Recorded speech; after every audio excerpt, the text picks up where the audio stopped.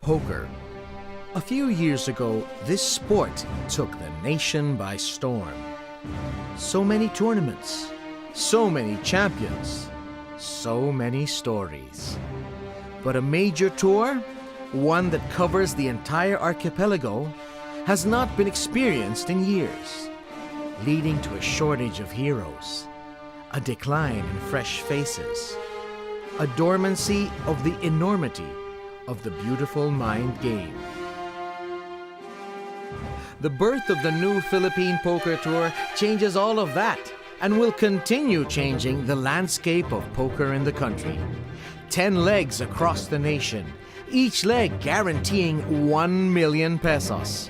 And for one champion, a seat in the World Series of Poker 2013 main event, as the 10-leg titleists clash in the Battle of Champions this March.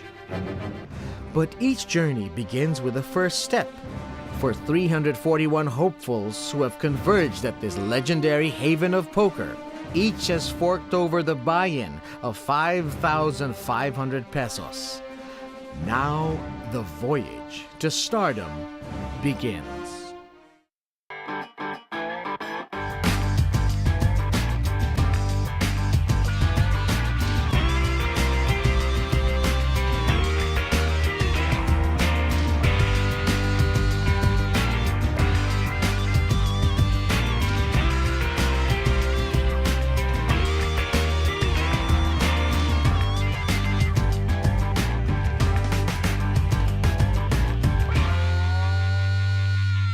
Welcome to the first leg of the Philippine Poker Tour here at the Metro Card Club. I'm Bianca Saldua, and let's get some poker action on.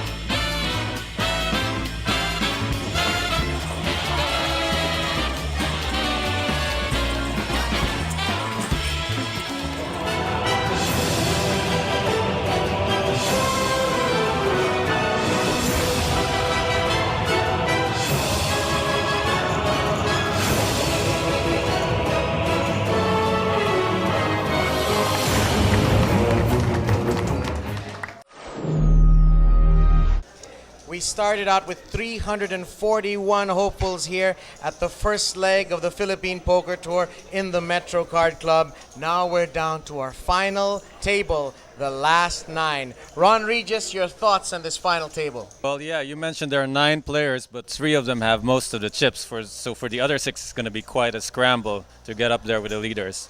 But 2 of the shortest stacks are actually 2 of the players that are probably most feared in this final table. I'm talking about Ian Briona and Jay Morales, so it's going to be fun to watch how they can climb out of this hole. Without further ado, let's turn you over to our tournament director, Brian Malantic.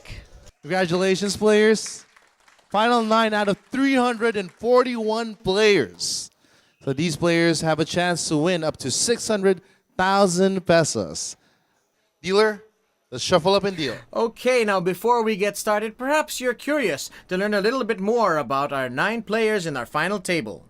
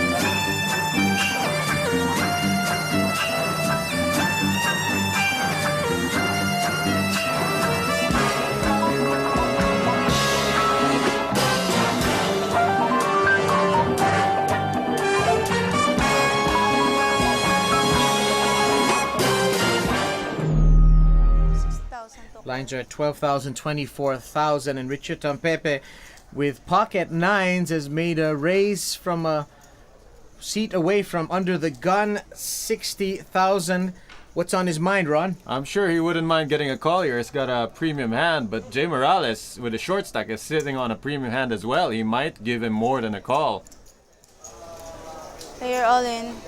And Jay Morales has shoved all in with ace king off.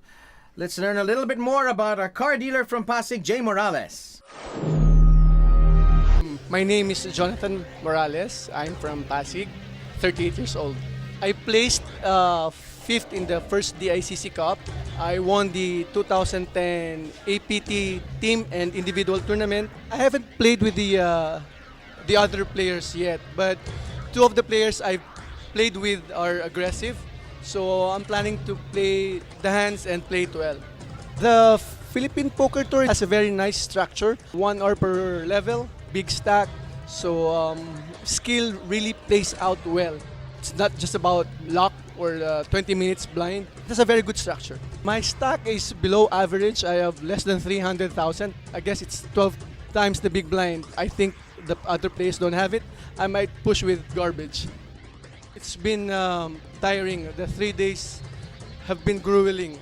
I played the day one seal, the last day for the day one, and played Sunday and now. So it's been really tiring.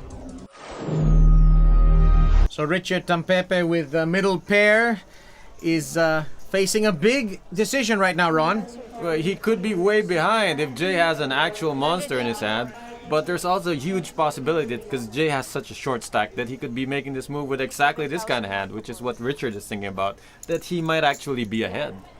And Richard, with a pretty big stack, is going to make the call. And Jay Morales' tournament life is on the line. I think Richard's going to be happy to see ace-king here.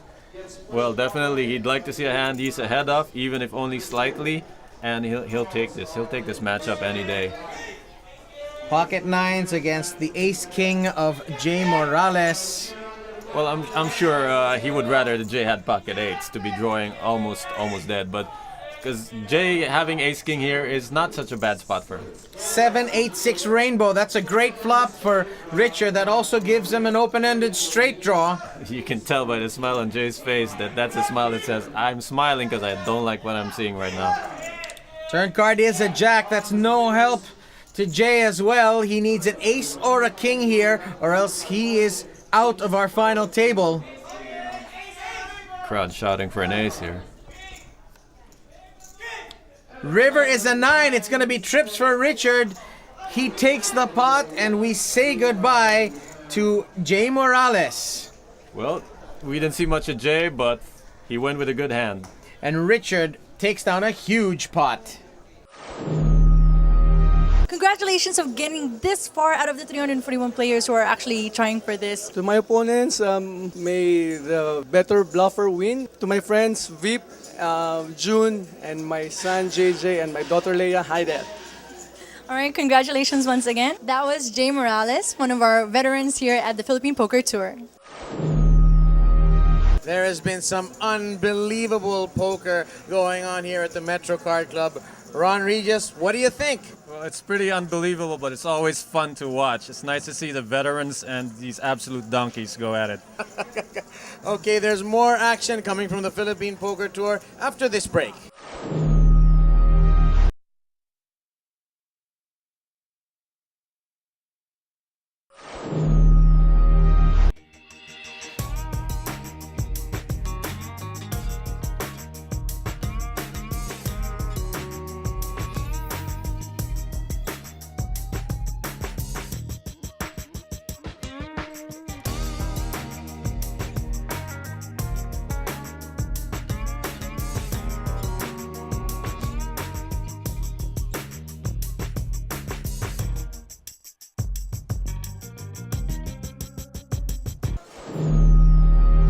Welcome back. We are now down to 8. Our chip leader is Joseph San Diego. Richard Tampepe, who was chip leader after 2 days, is right behind him. Dexter Luna with a very healthy stack as well. Now we'll turn you over to Bianca Saldua, who was with the chairman of the Philippine Poker Tour, attorney Jojo Aliado. All right, poker fans, I'm here with Sir Jojo Aliado. He's one of the founders here for the Philippine Poker Tour. Philippine Poker Tour is actually bringing into fruition the dream of the Filipino poker player, which is to play in a major tournament like the World Series of Poker. Some people say that it is the tournament, the Olympics of poker.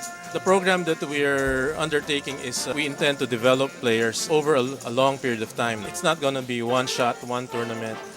We're having 10 legs, and the 10 legs are going through different parts of the country. 10 champions that emerge from the 10 legs eventually sit down in one table, the Battle of Champions. The one champion that emerges from that table of champions is the one that will be sent to the World Series of Poker. And we are back at action on the table. This is Bernie Angeles. Blinds are 15,000, 30,000 with a 4,000 ante, and Angeles is going to toss his 9-8 of diamonds. Not in the mood to speculate there. Wesley Shoko spent some time in Alaska, originally from Caloocan City, and he's going to make a move with 5-4 suited. Well, in Alaska, if your hand totals a 9, then it's a hand you should go with. Actually, he's trying to make a move for the spot at the minimum cost. He raised the minimum, but it's actually a significant amount of the stack he started with. 60 out of 160 total that he has. Dexter and Edwin are not interested, but Player call. looks like Reynaldo Villegas wants to see a flop. He didn't even show us his hand. He's just going to try to hit a flop for the minimum with any kind of hand. And our flop is a Fine, sir. queen, a king, and a 3 rainbow. 3 different Check. suits. He Player checks, all and in. a quick all-in from Wesley. The K from check not even out of Ray's mouth, and Wesley had shoved and tried to take down his spot. And Ray is going to let this one go, and it's a big win here for Wesley Sioko with just 5-4 suited. And you got to play Blinds poker, and don't you? antes. Play poker in Alaska where you don't need a hand. More thrilling poker action when we come back only here at the Philippine Poker Tour.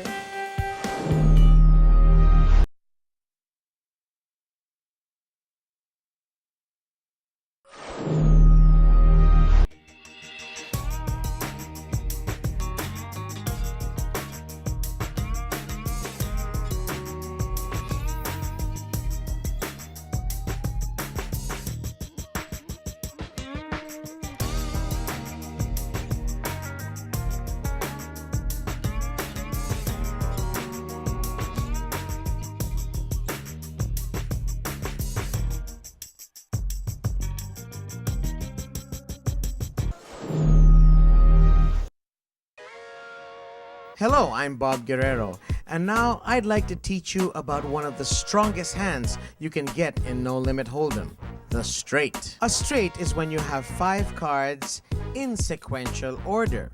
You can use both your whole cards and the community cards. In this case, 2, 3, 4, 5, and 6. When you're on the verge of getting a straight, it is called a straight draw. In this situation, we are 1 card away from a straight because we have 10, Jack, Queen, and King. So if we get a 9 or an ace, we have our straight.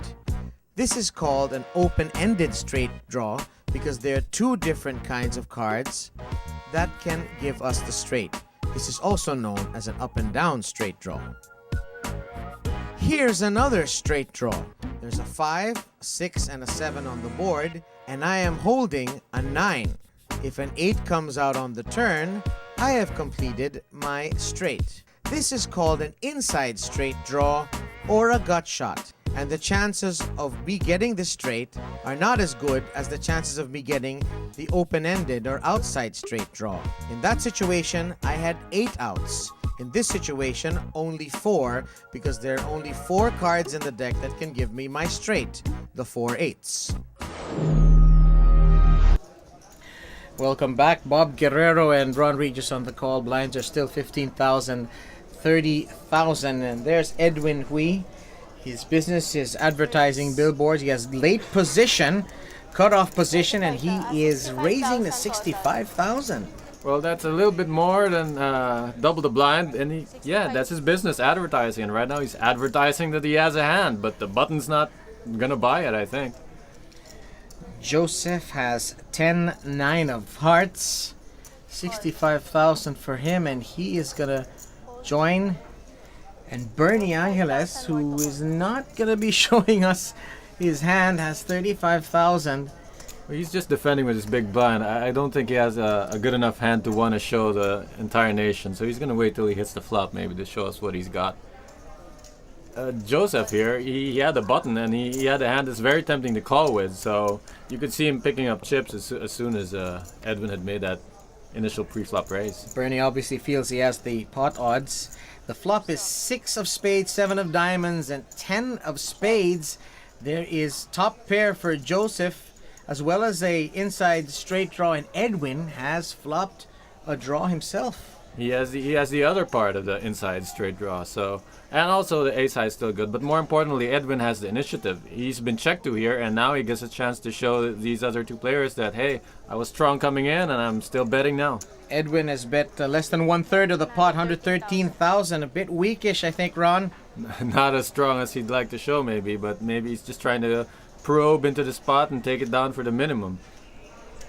What he doesn't know is Joseph actually has a hand here that he might want to call with, or worse, even go all the way with. Top pair, inside straight draw. And if he puts Edwin on garbage from stealing, then he might try to outplay him here. And he's going to reap up 263,000 total. Bernie, I don't even know what Bernie has. I don't think he cares anymore. He's out of his hand. And Edwin is going to let this one go. Joseph's going to win a huge pot. Well, Edwin was advertising, but he didn't have the product to back it up. Let's learn a little bit more about this 35-year-old Canadian who is our only foreigner here in our final table in leg number 1. I played at the Metro a few times. I do respect some of their games. I don't necessarily respect their raises. They are good players. There are some good players, but you know, we are here. We are at the final table. There's 9 of us. Anything can happen. And I don't think it's a good idea to go to the final table fearing anything, whether it's bubbling, coming second, coming third. You know, I'm here to win. I don't think I fear anyone at the table. I think it's a great thing that Jojo Lado has done for the Philippines, especially for poker. It should be the home for poker in Asia, actually. I actually think that, you know, as opposed to the focus on Macau and Singapore, the focus really should be here. You have more players. You have a lot of homegrown talent. People are getting better. You already have the biggest poker room in Asia. So I do think that there's a lot of room for, in the Philippines for this. And I think that what Jojo is doing with the PPT will actually bring to light, bring to TV, to the masses, you know, what kind of poker, you know, atmosphere there really exists in the Philippines. I think it's a great thing. I'm not a very materialistic person. Money probably won't change my life too much. I don't really have any plans. I haven't thought about it. I came here to win. The distinction of coming first is more important than whatever prize money it could be. Yeah, maybe if it's the WSOP, maybe I have a different answer for you.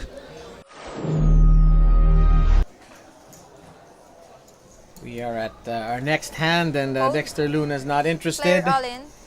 And Edwin Hui has shoved all in with Queen 9. He has 231,000, about 8 big blinds, and it's now up to Ray to call.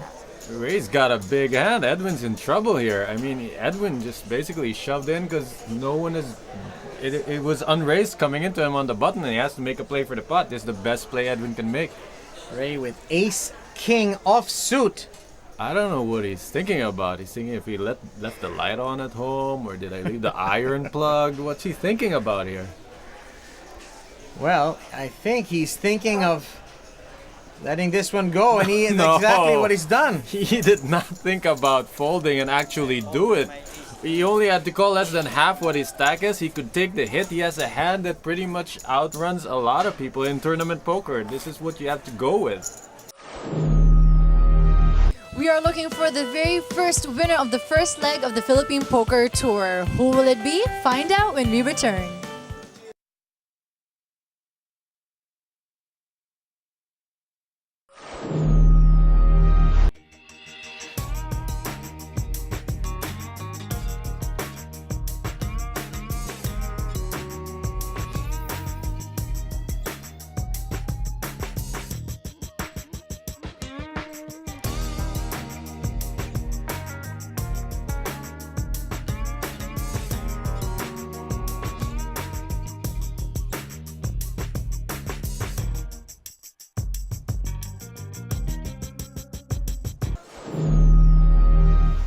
And this is our latest chip count. Joseph Sandiego has built a bit of a cushion over Richard Tampepe and Dexter Luna. And how about Wesley hanging in there, isn't he? Hanging in there, the Alaskan ape is hoping to make a move pretty soon before he gets squashed by these three big stacks. Now let's rejoin the action.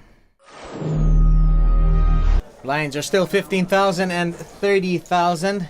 This is the Philippine Poker Tour, and the overall winner, the champion of champions, gets a spot in the main event of the World Series of Poker, Ron. It's a big show of poker tournaments. That's why people play poker tournaments, to make it to that one and maybe get on TV or win $12 million. Edwin Hui still in the mix here in our final table. And Ray has gone all in with Ace-8 suited. How about this? Bernie has pocket tens and he might just make a call here. Funny thing about Ray though, he didn't want to put his tournament life on the line with Ace-King, but here folded to him, he's willing to put all the chips in the middle and say, I want this spot and you're gonna have to take it from me, even though I only have Ace-8. Well, he doesn't know that Bernie's got a real hand here and he's thinking about it. 578,000 in this pot, and this is what we call in poker going into the tank, really thinking, does he want to risk his all those chips on middle pairs? He's gonna let it go. Richard Tampepe also is gonna fold, and Ray picks up a pretty good pot here with Ace-8 of clubs. It wasn't really the hand, it was like the timing and maybe sensing that Bernie wasn't ready to go put his tourney on the line. And now let's look at what these players experienced over the last 2 days of action.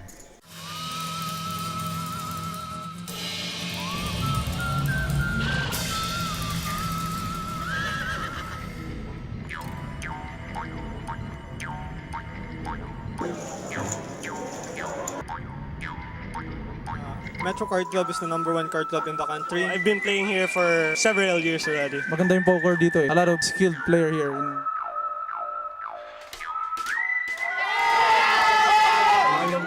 Poker is a sport because it's a mind game. Math is involved. Not a gambling. Equity. We use our skills. It's a sport for everybody.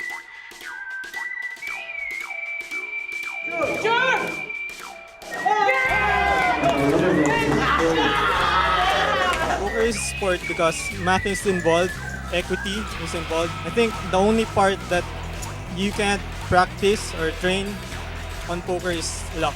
That you play good, you run good. You play good, you run bad. You play bad, you run good. So you're asking my game, I play bad and I run bad.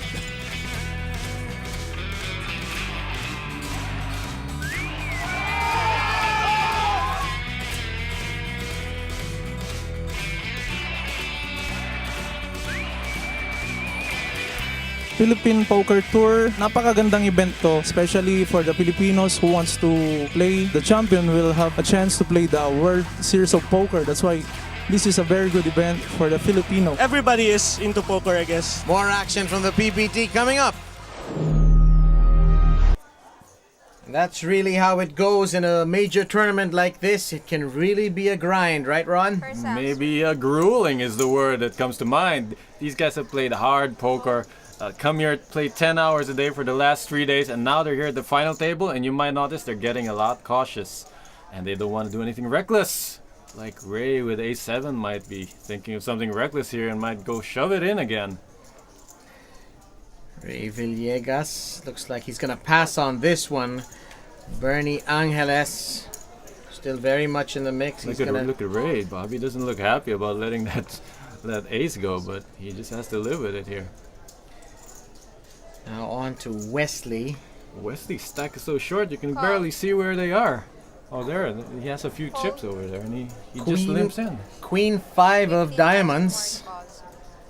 The strength of his hand is betrayed by his action, just limping in from the button. And Dexter Luna has woken up with Ace-King offsuit. It's just 15,000 for him to call. You know he's not going to call. He knows he's not going to call. He's already counting out chips here. He just needs to figure out how much to raise to make it look like maybe that he's stealing and entice maybe a shove here from Wesley, who might be trying something fancy with this limp on the button. And Dexter is taking his sweet time with a big hand here. He's sweating him. He's sweating him out. He's looking through his peripheral vision, trying to see if Wesley is showing any sign. And there's the raise. 108,000. The pot is now 215,000, and Wesley is in a tough spot now. Look at Dex, the controlled tone, the controlled way he moves his chips into the table, trying to steady his nerves. He's got a big hand and he wants a call for sure. Edwin Hui is not going to participate in this hand, and it's now up to Wesley to make a decision. Wesley here has a decision now, but definitely he wants to save face by pretending he has to think about this hand at all. Or he might try something crazy here, and that's what Dex wants. Look at him, just pretending he doesn't even care or know where he is right now. Queen 5 suited, not a very strong hand, but I guess he wants to give the image that he only goes into hands with premium hands. And he's going to let it go. And Dexter Luna wins 215,000. So how do you analyze that hand, Ron? It's a pretty good pot. Wesley tried to get into a flop really cheap since he had the button and maybe do some outplaying post flop or maybe hit 3 queens for quads. And now Bianca will show you how to read the board. Hi, I'm Bianca Saldua, and by now you already know about No Limit Hold'em, one of the most popular poker variants in the world. They say it takes a minute to learn, but a lifetime to master. But of course, it is a tough game, as you all know, especially since you need to match your whole cards with your community cards. So let's see if you can read the board like a pro. The river has already been dealt, and 2 hands have already gone all in. So who wins the pot? Find out when we return.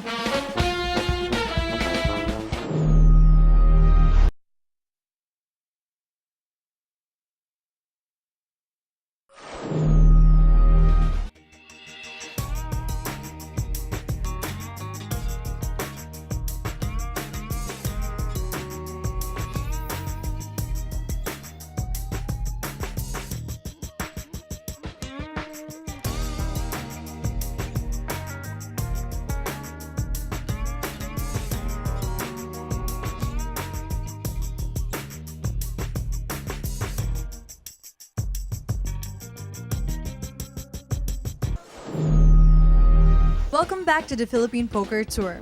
Earlier, we gave you this situation. So who do you think wins the pot? If you think that the ace-high flush won it, then you'd be called a fish. Cause this player just rivered his straight flush. And this is how it stands at the moment. Joseph, our chip leader, with 1.9 million. But Dexter and Richard are in striking distance. Ray right down the middle, but the important thing is we start a table with 3 players in control, and the same 3 players are mostly in control of the chips here. And Ian is on the respirator, but still alive.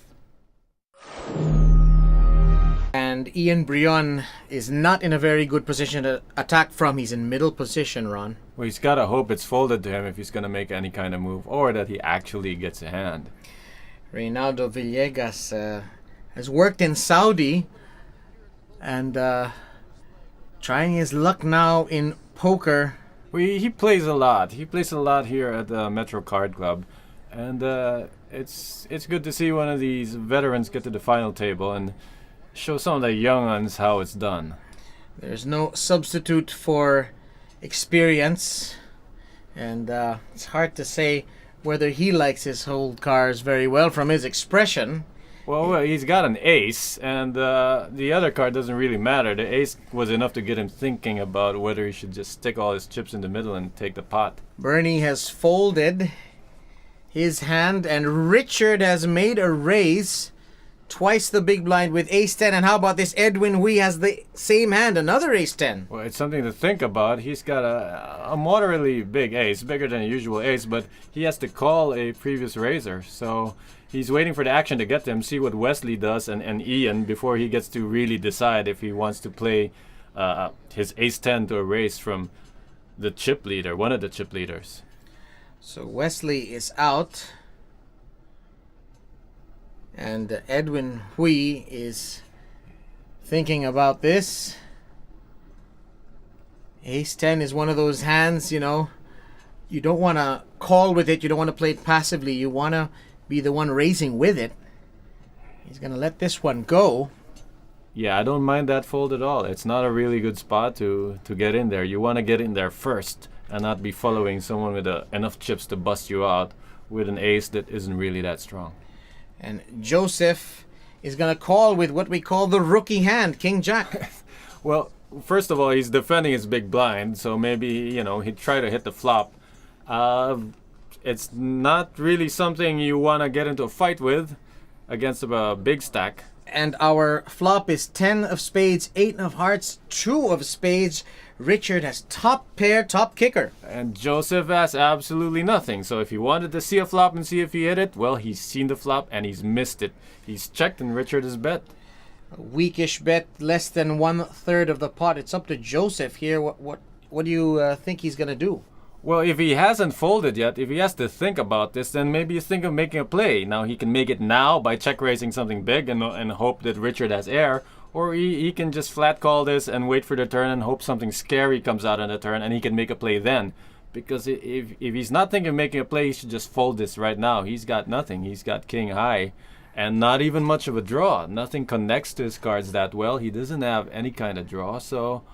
he's trying to measure Richard and see if he can raise him off his hand, maybe. And Joseph has called with nothing but overcards here after the flop. Well, nothing but a plan. Right now he's what you call floating on air. He's continuing in this hand with pretty much nothing, hoping that a future card in the turn or the river could turn his little float into something that could really fly off. 7 of hearts, and Joseph is checking again, and Richard again with another bet of just under 1/3 of the pot. Well, he's checking to give up, or he's checking to make a play now. I mean, he's got to make a play. The 7 kind of connects with the 8 and the 10, so if he wants to represent that he was drawing, now's the time to kind of do it. But if he can't pull the trigger on it, then he should just really fold. Battle of 2 very big stacks here in our final table. And interesting you bring that up. They are the 2 biggest stacks, which is probably why Joseph is thinking of continuing here. He's got so many chips, he can just make a play later, I guess. It's another smooth call. Joseph is playing this hand very passively. Well, it's passively because we can see what he has, but to Richard, it could be pretty scary. What is he calling here? A river is a blank. It's a 5 of diamonds. Well, that's nothing to pull the trigger on. If it was a spade, then Joseph could have made it look like he was drawing. Joseph checks. Now it's up to Richard. And once again, he's a very small bet relative to the pot. Well, he wants to get called. I guess he's figured out that Joseph has nothing here, the way he's played it. And he puts in a bet that maybe a weaker 10 or something that paired with the 8, anything that hit the board could call. But if you hit nothing, then you can call with nothing. And Joseph is going to let this one go. Can't really agree with the way he played that hand, Ron. Well, yeah, I was hoping he'd pull the trigger at some point. They were so deep between them. They had so many chips to make a play with that at any point in the hand, he could turn it around on Richard and make it look like he actually has something much bigger than the top pair that Richard has. And all he needed to do was to pull the trigger there. If he wasn't going to pull the trigger, then he should have just given up as soon as he had missed the flop. Yes, because if you don't have cards, you can at least represent that you have good cards and pretend that you have a hand. Now, let's learn more about poker strategies from Asia Poker Academy coach, my partner, Ron Regis. Hi, I'm Ron from the Asia Poker Academy, and I've got a pretty good hand. Now, normally, when you have a good hand, you want to get your chips into the middle as fast as you can and hope he calls. But sometimes, you gotta let a guy catch up. And the only way to do that is to play your hand slowly. Or you might have heard the term, it's called slow playing. So I'm gonna slow play my set of jacks and hope that Johnny over here actually has a hand or catches up. I have hardly finished checking and he bets 2,000. So this is a good sign. This is a good slow play. He seems to be willing to put money in the pot.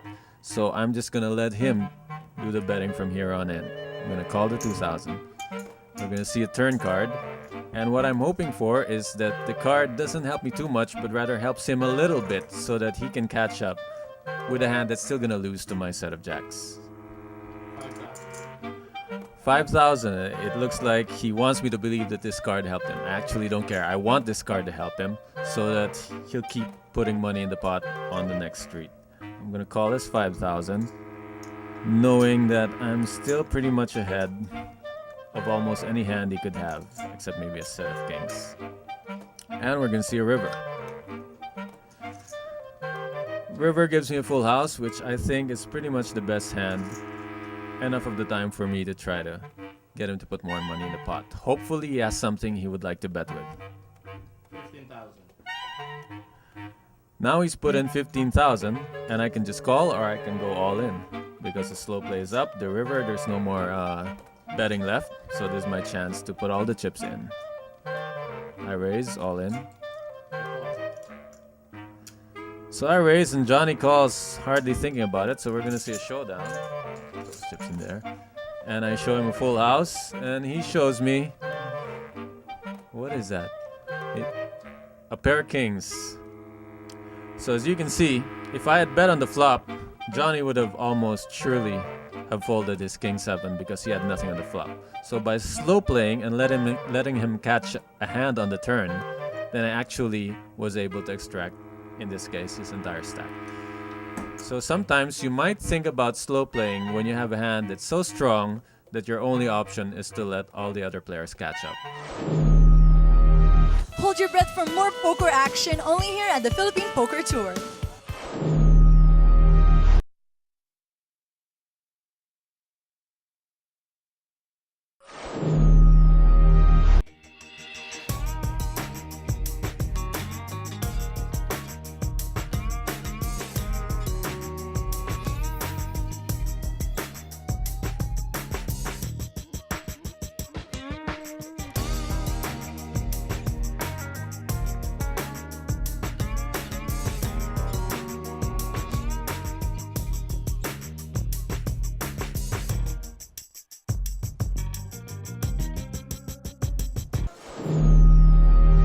And this is our updated chip count. We have a new chip leader, Richard Tampepe, who is reprising his role from the first 2 days. Dexter and Joseph still in the hunt, and Ian Brion not giving up just yet. Edwin, Bernie, and Wesley still with chips to play with. Back to action at our final table. Bernie Angeles very much in the mix here in the business end of this tournament, but well, he's obviously not happy with his whole cards there. Did not like what he see. He looked down at his hand and all he saw was a foot. Richard Tampepe, though, has a monster stack, so he can bully or he can wait for the smaller stacks to consolidate. There's a small stack. Ian Brion. He's got to make a move. Dexter Luna, though, has chips to play with, but he's not going to play with them on this hand.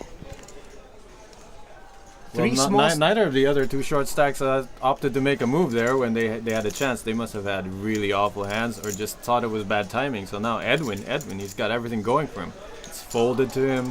There's only the small blind and the big blind to get through and get a pot. And he's got an actual hand. Ace, queen of clubs, and he's going to go all in. 235,000, a bit less than 6 times the big blind. I love this, Bob. It's such a position where it looks like it's absolute garbage and he's just stealing, and if he gets called, they get an actual hand there. Too bad no one called. And Edwin Hui gets a new lease on life, 312,000. So he is sticking around. Now let's learn a little bit more about one of our, hello there Malu, one of our dealers. Let's learn more about Bernie Angeles. I'm Bernie Angeles from San Juan. Regular player here in Metro. Dito yung regular tourney dito, yung mga 200k. Magcha-champion din naman. Papasalamat ako lalo na kay Atty. Aliado sa PPT dahil nabigyan kami ng pagkakataon kalaro dito sa tourney na to. Lalaki na yung stock ng kalaban namin. Pero yun nga, di ba? Player round na lang. Title, pabor din sa amin yung pag nabigyan kami ng ganung title. Nabigyan kami pagkakataong manalo. Gagawin ko sa pera, syempre, una, family. Bago yung mga kaibigan ko rin dito. Kung sakaling papipiliin ako sa fame o pera, di ba pwede dalawa? Fame at saka pera. And Bernie Angeles, of course, a regular here in Metro Card Club, so he has a lot of experience under his belt. Bob Guerrero and Ron Regis here bring you the first leg of the Philippine Poker Tour. And there's Malou, and she's always nice to have on the table. I'm not gonna disagree with you there, Bob, but sometimes, just sometimes at the final table of a tournament this big, I'd prefer to have pocket aces over Queen 3 of diamonds, but I'll still take Malou as my dealer, any given Sunday, or Monday. Those whole cards are suited for Wesley, but suitedness not as important as you might think, and there's an ugly hand for you. 7-2 offsuit. Nothing worse than 7 deuce offsuit to play poker with. And Edwin Hui, surprisingly taking some time to let go of this one. He's thinking about how awful that hand was. Richard Tampepe thinking about how we can increase that stack even more. And how about Bernie? Well, Bernie's looking at his hand and he just completes the small blind with a suited Queen 3. And Richard can't figure out whether to raise or... So he just checks behind, and they're going to see a flop real cheap. Neither player showing any form of wanting to take the spot here. King 10, and for Richard, and the flop is 6-5 and 10. And we have an all-in here, and the call! Richard did not even take half a second to make that call. He had top pair, pretty good kicker, and an unraised spot. He figures there's no way Bernie has a 10 with a better kicker here. No way he has ace-10 and just completes the small blind. So he calls pretty fast, and true enough, he's way ahead, and Bernie is out on a limb with just a naked flush draw.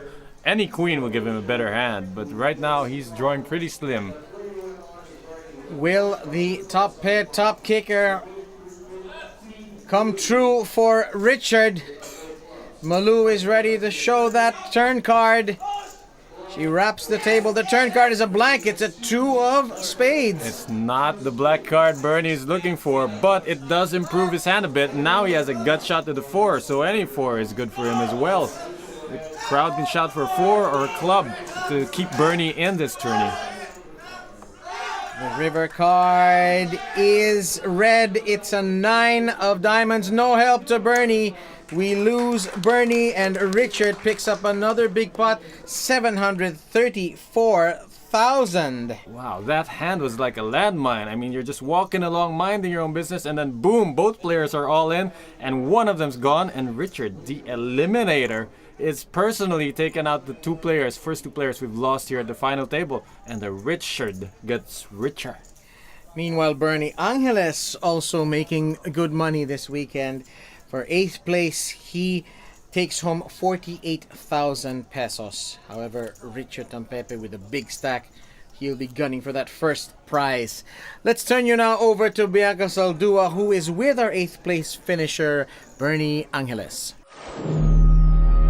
Earlier, kasama natin si Jay Morales. Ngayon naman, we have the second person to bust out, which is Bernie Angeles. Maganda yung paturni ng PPT. Okay? Para sa akin yun, good. Sir Liado, thank you sa tourney. Congratulations, you came all the way up to this point. That was Bernie Angeles, one of our veteran poker players as well, here in the Philippine Poker Tour. 3 days of intense poker action is beginning to take its toll on the remaining combatants in the first leg of the Philippine Poker Tour. Richard Tampepe, whose stack steadily increased after his day 1 and day 2 domination of the field, added yet another scalp to his list of conquests by wielding the elimination axe early in the final table. Standing in his way was tournament veteran Jay Morales, whose short stack prompted him to commit all his chips in a coin flip against the erstwhile top man, and Richard's pre-flop lead held. But as the short stacks tried to make bold moves at eating into the chip mogul's holdings, Bernie Angeles made one stab at doubling up off Richard. But his flush draw never materialized, and Angeles became another Richard Tampepe casualty.